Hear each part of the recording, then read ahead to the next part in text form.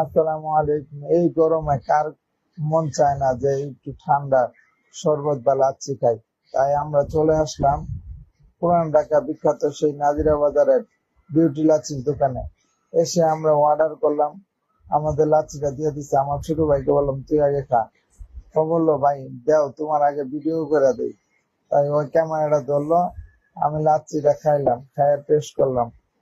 Test করে বললাম wow, সেই লেভেলের মজা। আসলে পুরান ঢাকায় না আসলে বোঝা যায় না খাবার কত যে মজার পাওয়া যায়। তাই সবাই চলে আসবেন নাজিরাবাদ। আসসালামু আলাইকুম। এই গরমে কার মন চায় না যে একটু ঠান্ডা শরবত বা লাচ্ছি খাই। তাই আমরা চলে আসলাম পুরান ঢাকা বিখ্যাত সেই নাজিরা বাজারের বিউটি লাচ্ছির দোকানে। এসে আমরা অর্ডার করলাম, আমাদের লাচ্ছিটা দিয়ে দিচ্ছে। আমার ছোট ভাইকে বললাম তুই আগে খা।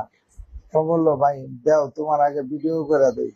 তাই ওই ক্যামেরাটা ধরলো, আমি লাচ্ছিটা খাইলাম, খাইয়ে টেস্ট করলাম। টেস্ট করে বললাম ওয়াও, সেই লেভেলের মজা। আসলে পুরান ঢাকায় না আসলে বোঝা যায় না খাবার কত যে মজার পাওয়া যায়। তাই সবাই চলে আসবেন নাজিরাবাদ। আসসালামু আলাইকুম। এই গরমে কার মন চায় না যে একটু ঠান্ডা শরবত বা লাচ্ছি খাই।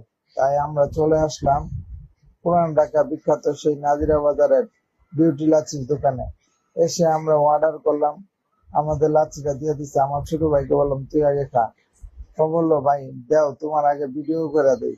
তাই ওই ক্যামেরাটা ধরলো, আমি লাচ্ছিটা খাইলাম, খাইয়ে টেস্ট করলাম।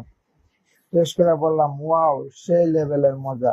আসলে পুরান ঢাকায় না আসলে বোঝা যায় না খাবার কত যে মজার পাওয়া যায়। তাই সবাই চলে আসবেন নাজিরাবাদ।